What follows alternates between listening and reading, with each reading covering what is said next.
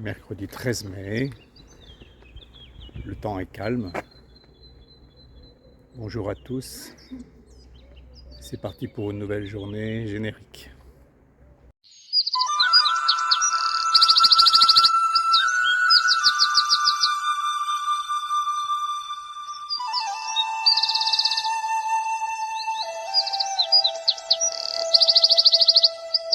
Après 1h15 de traversée de Limoges, du centre de Limoges qui est très beau, mais après on a visité les hôpitaux, les boulevards, etc. J'arrive à Isles, voilà, sortie de Limoges, ça c'est fait. Encore une fois, Limoges est une très belle ville, le centre est très beau, j'étais content de le revoir. Et c'est une vraie visite touristique du centre-ville qui est proposée avec le chemin.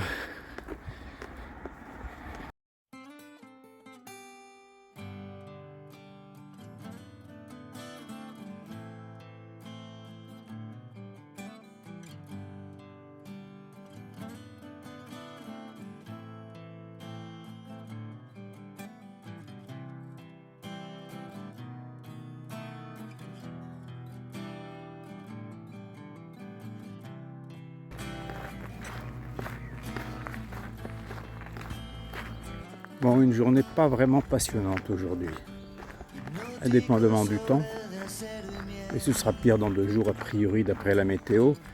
C'est que la grande traversée de Limoges, après la ville de Isles, maintenant Aix-sur-Vienne, beaucoup de routes, beaucoup de bitume ce matin. Alors là, une petite portion en parallèle, petite portion en terre en parallèle avec la route en bitume. Mais franchement, rien qui mérite de se relever la nuit et regarder la vidéo. Non, vraiment pas. J'espère que ça va avancer parce que c'est une journée à 26 km a priori. Et on va se retrouver normalement en campagne. Mais avant de se retrouver en campagne, il y a quand même toute la banlieue limougeaude à traverser. Donc désolé pour le peu d'intérêt et le peu d'engouement que j'ai pour cette étape. La rivière Laurence à l'approche d'Aix-sur-Vienne. Elle est bien canalisée quand même.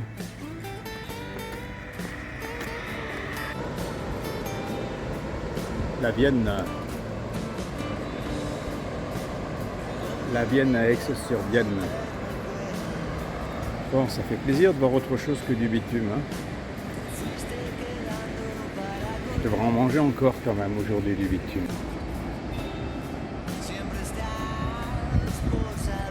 Et avec un rayon de soleil, s'il vous plaît. Oh, j'ai les environs évidemment. Capitale mondiale de la porcelaine et des émaux. La maison de la porcelaine, c'est une très vieille maison à Aix-sur-Vienne. Ça c'est joli aussi.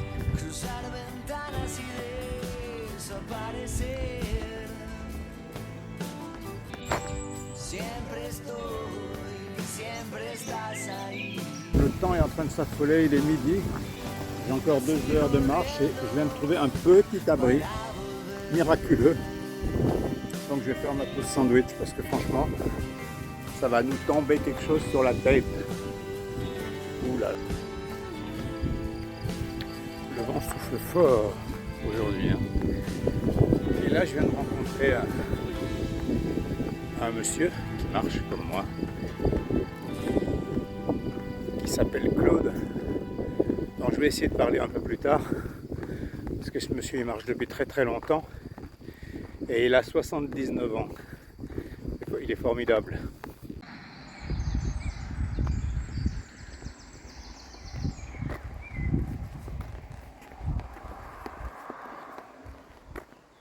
Elle est directe sur Saint-Martin-le-Vieux,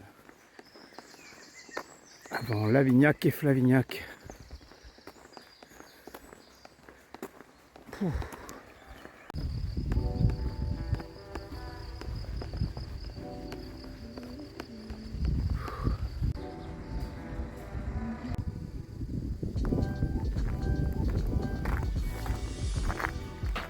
C'est long aujourd'hui. C'est pas le chemin de Compostelle aujourd'hui. C'est la route bitumée de Compostelle. Limoges, Flavignac, 26 km, 25 km de bitume. Les papates ne disent pas merci.